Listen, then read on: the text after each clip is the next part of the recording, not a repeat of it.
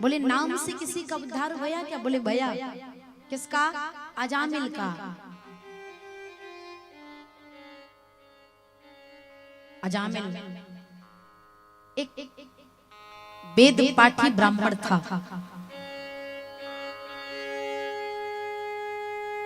पत्नी थे, परिवार में माता पिता थे, संपन्न था, यज्ञोपवीत धारण किया था, शिखा थे, गायत्री करता था, सब कुछ था। लेकिन इसके बाद भी एक दिन की बात, गया जंगल में यज्ञ के लिए समधा लेने के लिए, अचानक अजामिल ने एक दृश्य देखा। जय जय जय। क्या देखा? कान्या कुबजे कशिदा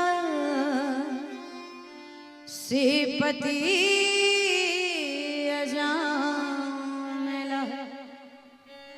नामना नष्ट सदा चारो। क्या?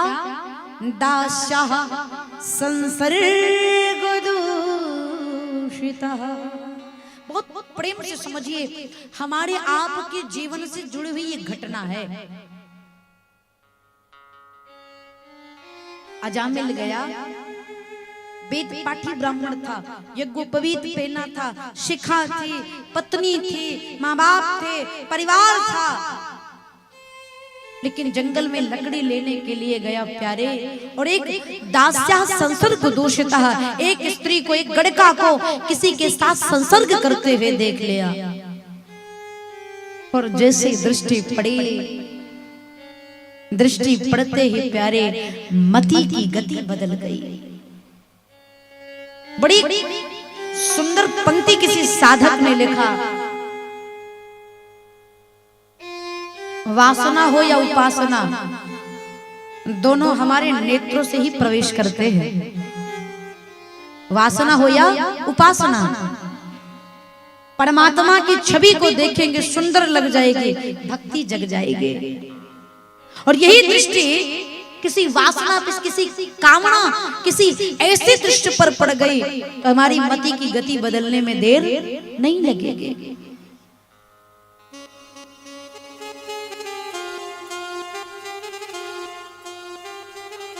दृष्टि में तेरे दोष है, दुनिया निहारती, समता का अंजन मांझ लो, बस हो गया भजन, आदत बुरी सुधार लो, बस हो गया भजन। जय जय जय। अजामिल जैसे उस स्त्री को संसर्ग करते हुए देखा, मति बदल गई, दौड़ा दौड़ा भागा भागा गड़का के पास गया, मेरे साथ चलो। गड़का ने देखा यज्ञोपवीत पहने, आप ब्राह्मण हैं, दूर रहिए, ब्रह्मसूत्र धारण किए हैं।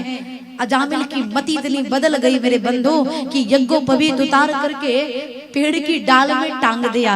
अब मेरे पास आओ, मेरे निकट आओ। ये क्या है? ये वासना और कामना है।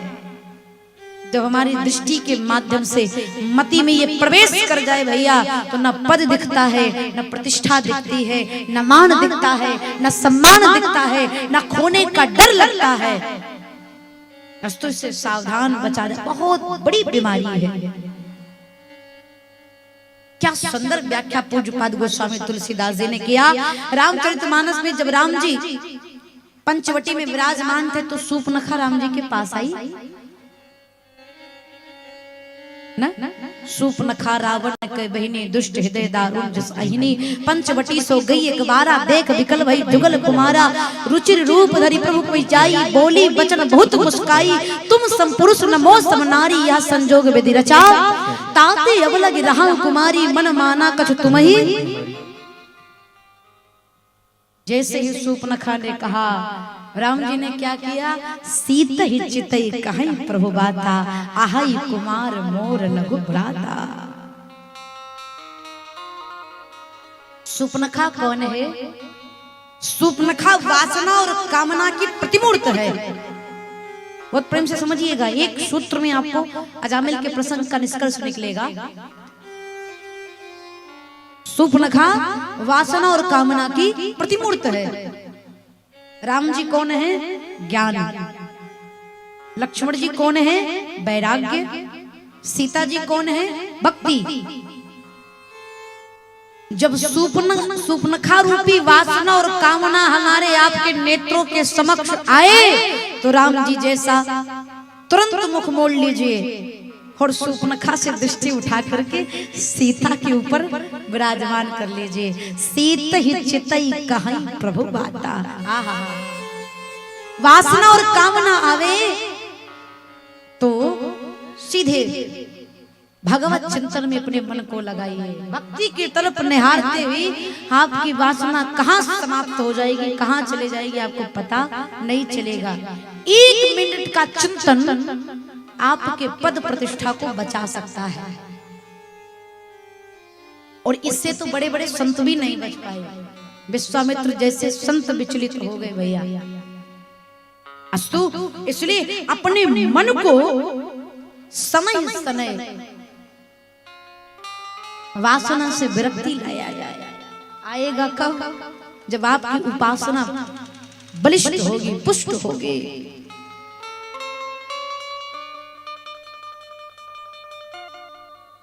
अजामिल गड़िका को लेकर घर गया।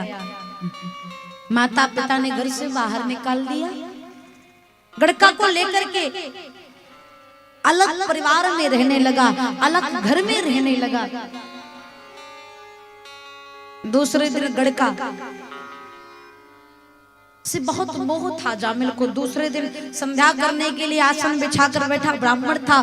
गड़िका ने कहा ये माला जपने से काम नहीं होगा, जाकर धन कमा कर लेकर के आओ।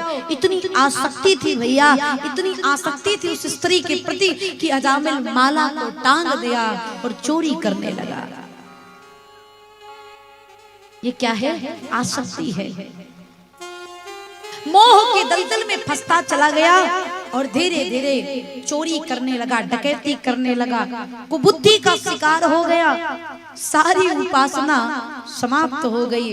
बुद्धि में, चित्त में, दृष्टि में केवल एक ही चीज रह गई, वो है वासना।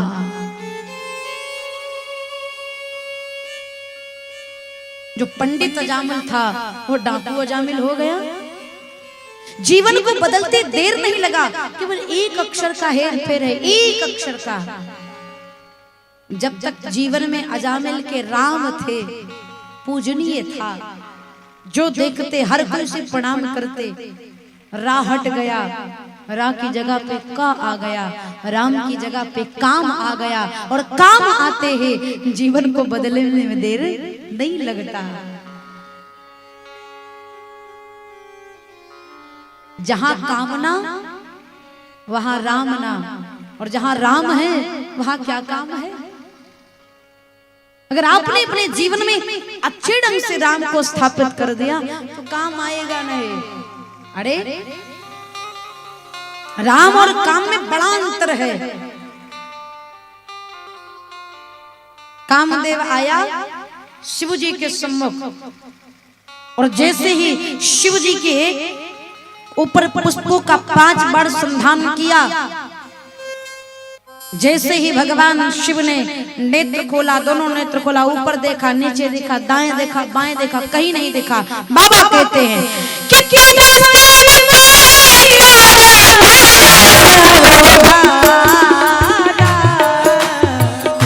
तब शिवती सरे, तभी शिवती सरे, तब शिवती सरे नयन उभा।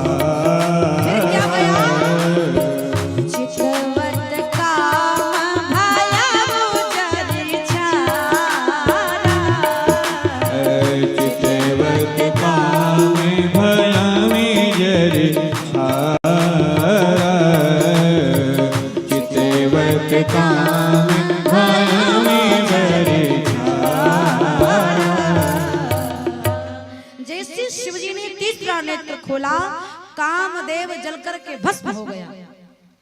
तीसरा नेत्र खुलते, ये तो काम है। अब राम का दर्शन करिए। राम जी जिस समय दुल्हा स्वरूप में जनकपुर पधारे, भगवान शिव के 5 मुख हैं। भगवान शिव के 5 मुख हैं और एक मुख में 3 नेत्र हैं। पांतियाई का 15। जय हो। हम सोचे गणित कमजोर है। शिव जी के 5 मुख हैं, एक मुख में 3 नेत्र। दर्शन करिए भैया। शिव जी आज राम जी के दुल्हा स्वरूप को 15 नेत्रों से निहार रहे हैं। राम और काम में यही अंतर है। शिव जी के तीसरा नेत्र खुलते ही जो जल करके भस्म हो जाए वो काम है, और जो 15 नेत्र खुलने के बाद बचा रह जाए वो राम है। और जिसके जीवन में राम का आगमन हो गया उसको छोटा सा काम क्या कर लेगा। अस्तु राम को जीवन में स्थापित करिए। बड़ी कृपा भई भगवान की। कुछ संत पधारे, संतों ने शीत प्रसाद ग्रहण के गण का रुदन करने लगे। नाथ आप तो साधु हैं, मेरे पति को सुयोग्य मार्ग बताइए। संत सोचने लगे कौन सा उपाय बताऊं कि ये सुधर जाए, सुमार्गी बन जाए। सुबह वही महात्मा जाने लगे तो अजामिल से कहा, बेटा द्वार पर कोई ब्राह्मण आवे तो उसे खाली हाथ विदा नहीं करना चाहिए।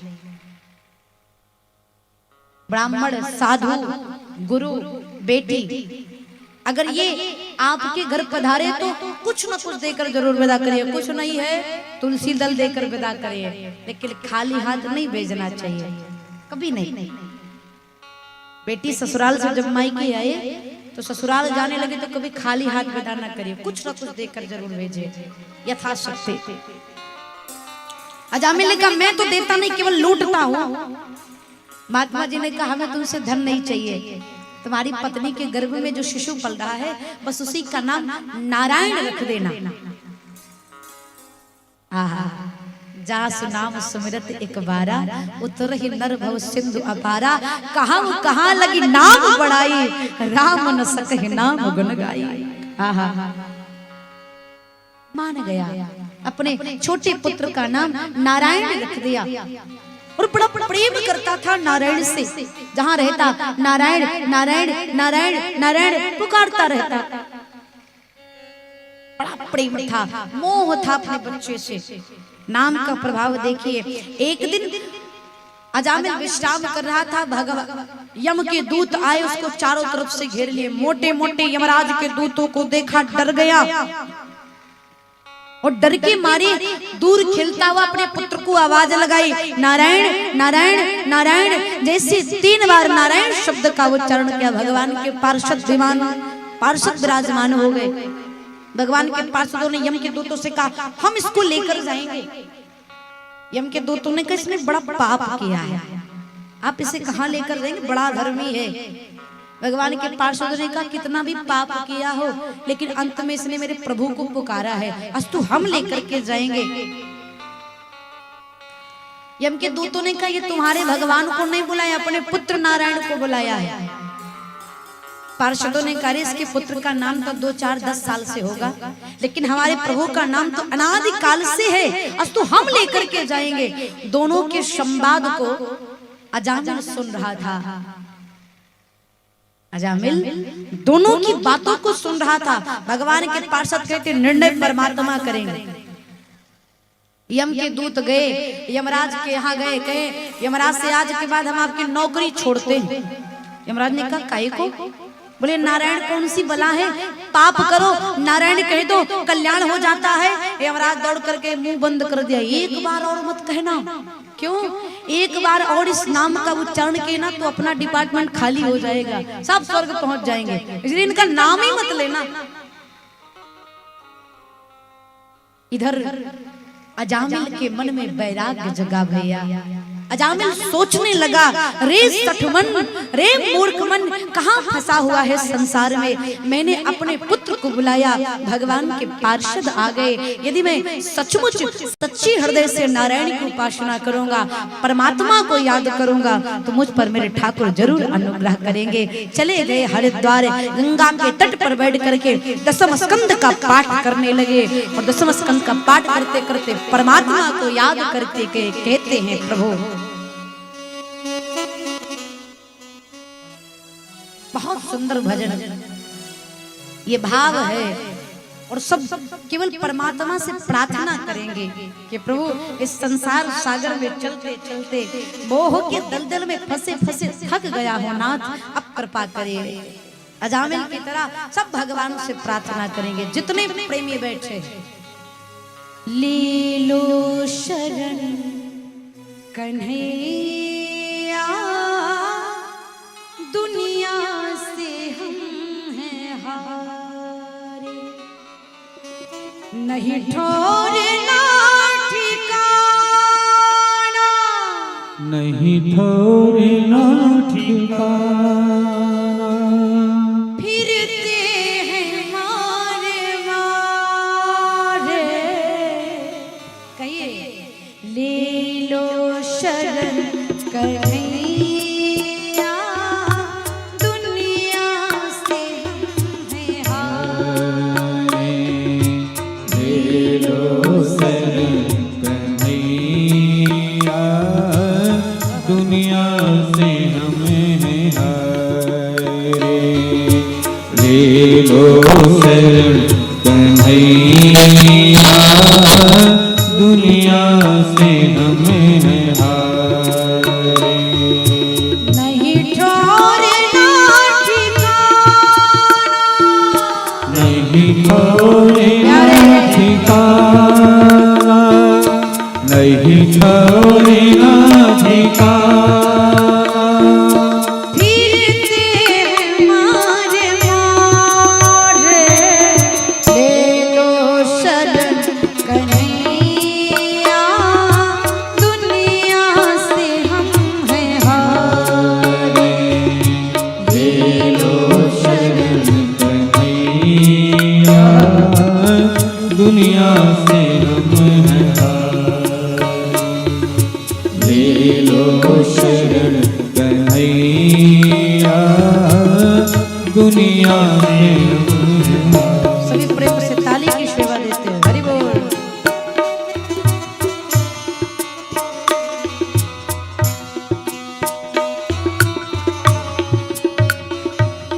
गुजरी है जिंदगानी अश्कों को पीते पीते, गुजरी है जिंदगानी अश्कों को पीते पीते, बीती जो मुझ पे बाबा, किसी और पे न बीते। बीती जो मुझ पे बाबा, किसी और पे न बीते, छोटी सी जिंदगी है, छोटी सी जिंदगी है, छोटी सी जिंदगी है, और गम है ढेर सारे, ले लो शरण कन्हैया, दुनिया से हम हैं हारे, ले लो शरण कन्हैया, दुनिया से हमें है हारे, छोटी सी जिंदगी है, छोटी सी जिंदगी है, छोटी सी जिंदगी है, और गम है ढेर सारे, ले लो शरण कन्हैया, दुनिया से हम है हारे, ले लो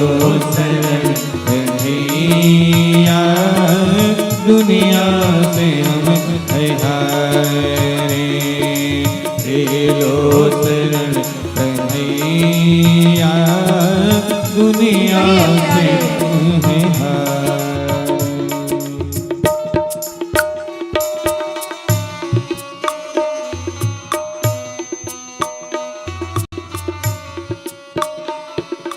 अब तक निभाई मैंने जिनसे भी रिश्तेदारी,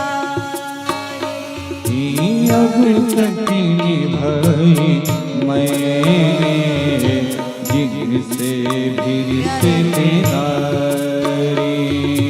निकले वही कन्हैया सुख चैन के शिकारी, निकले वही कन्हैया सुख चैन के शिकारी, वही कन्हैया सुख चैन के शिकारी। किस पे करे भरोसा, किस पे करे भरोसा, किस पे करे भरोसा, देते हैं सब दगा रे, ले लो शरण कन्हैया, दुनिया से है हार। ले लो शरण कन्हैया, दुनिया से हमें हारे। ले लो शरण कन्हैया, दुनिया से हमें हारे। किस पे करे भरोसा, किस पे करे भरोसा, किस पे करे भरोसा, देते हैं सब दगा रे, ले लो शरण कन्हैया, दुनिया से ले लो शरण कन्हैया, दुनिया से हमें हारे। ले लो शरण कन्हैया, दुनिया से हमें हारे।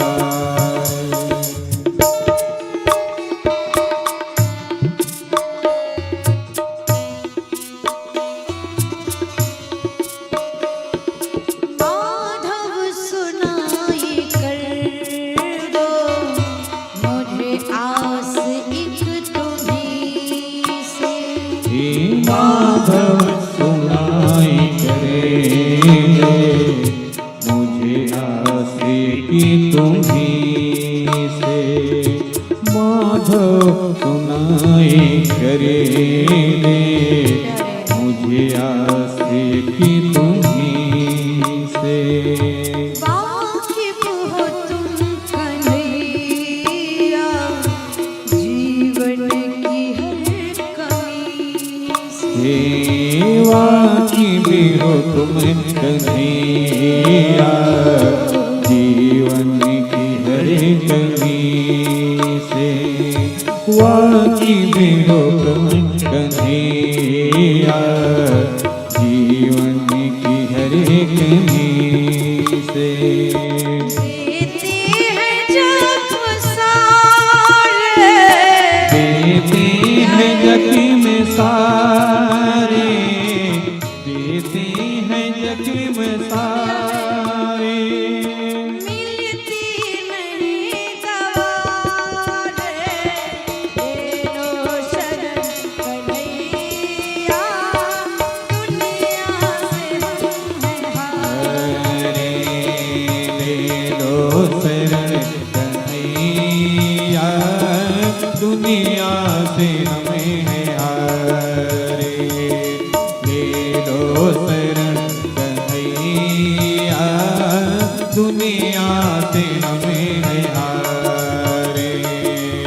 नहीं छोड़ना ठिकाना, नहीं छोड़ना ठिकाना, नहीं छोड़ना ठिकाना,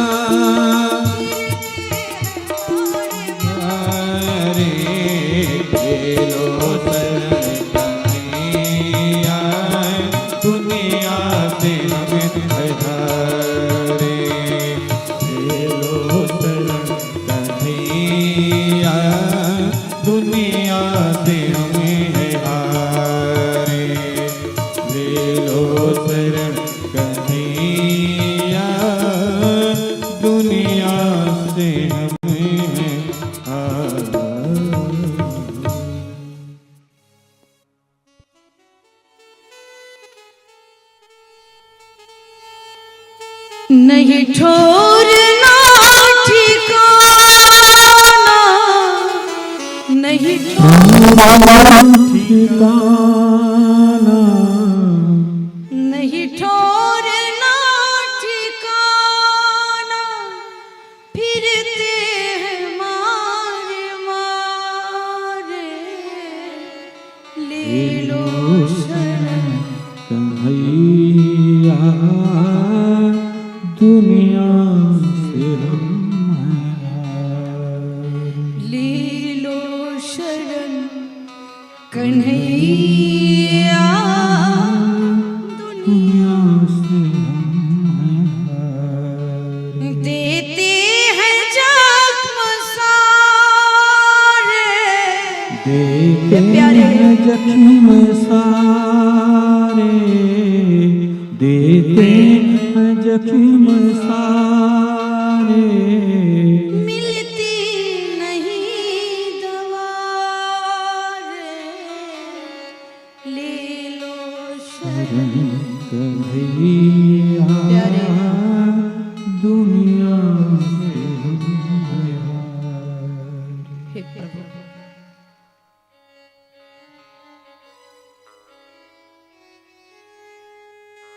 जिनसे निभाई हमने अब तक रिश्तेदारी, निकले वही कन्हैया सुख चैन के शिकारी। अजान दसम स्कंद का पाठ करते हुए परमात्मा का चिंतन करते हुए भगवान के धाम को प्रस्थान किया।